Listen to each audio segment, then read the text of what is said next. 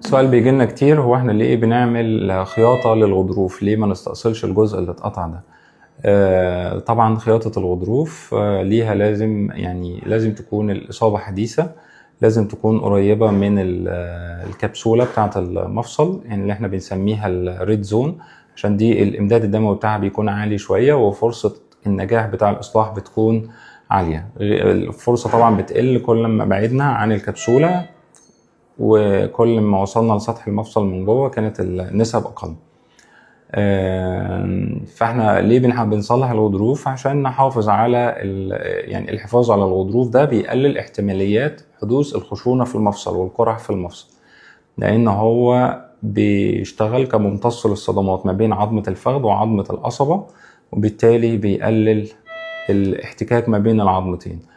كل ما بنشيل أكتر من الغضروف، كل ما ده بيسرع معدل حدوث الخشونة، تزيد ل4 أضعاف مع حالات الاستئصال الكامل لغضروف الركبة الهلالي.